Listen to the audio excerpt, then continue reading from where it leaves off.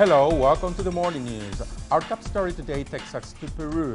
Social organizations have strongly rejected a proposal by the mainly Mexican-owned Southern Copper Corporation to suspend the Tia Maria project for 2 months.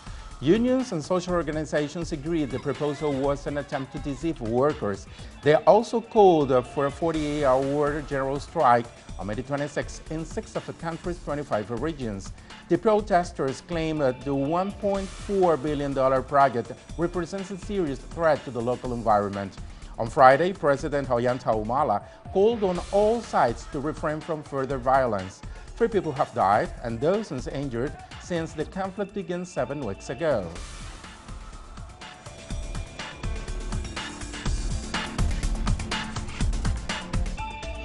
Amid mourning for 6 of the miners trapped in a flooded gold mine in Colombia, rescue the efforts for 9 or 10 more continued. Authorities announced that they would modify their strategy and bring in excavators to reach the remains of the miners that were trapped last Wednesday.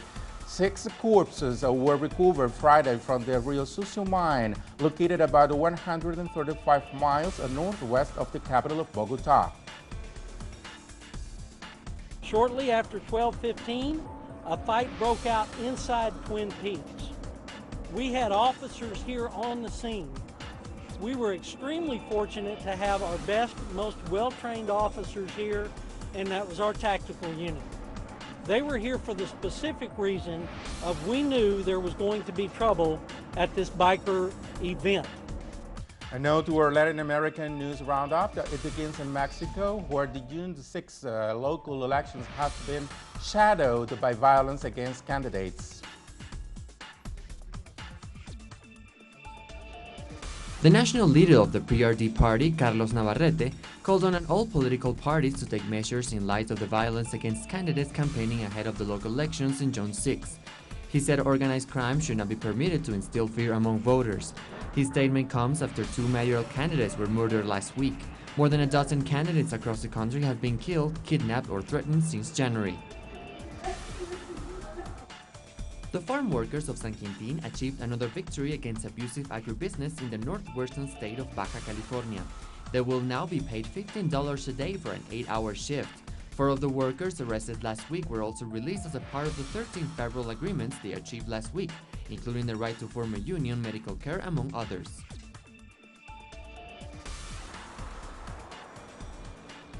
Mexico's National Human Rights Commission told the United Nations it will fight against enforced disappearances.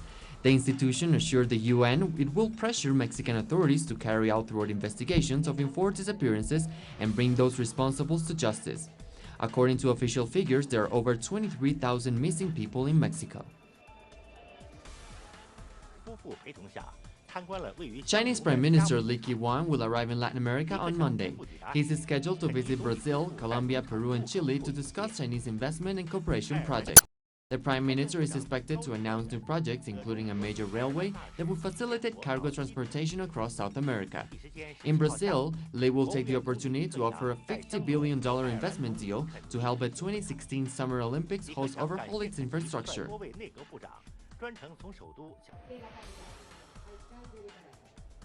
The Cuban Five will visit South Africa in June. They were invited by the African National Congress. The 5 Cuban anti-terrorist heroes will meet with the local authorities to thank them for their efforts in favor to their release from the U.S. prisons.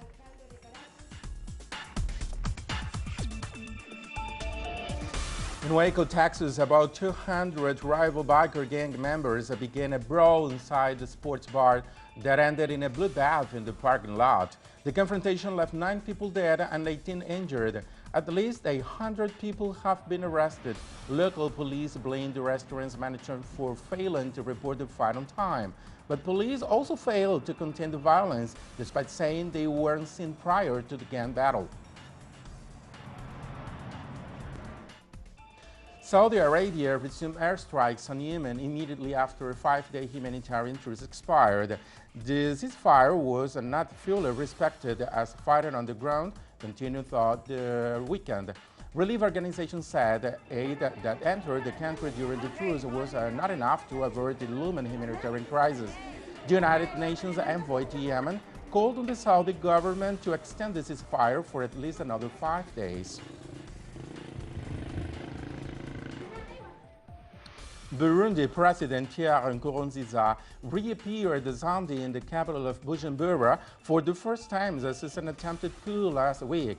He refused to talk about the coup attempt and instead warned about the growing threat presented by the militant group Al-Shabaab. According to sources on the ground, the political situation remains unstable. Unrest was sparked after the president announced he would run for a third term in violation of the constitution.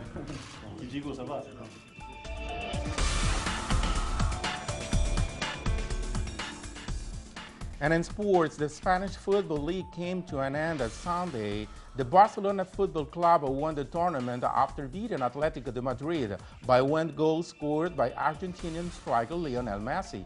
Barcelona's victory marks the 23rd Liga title for the club. Barcelona's longtime rival Real Madrid came short of posing a threat despite beating Espanyol 4-1. More on these on our website, telesurtv.net/English. Thank you for watching and have a nice day.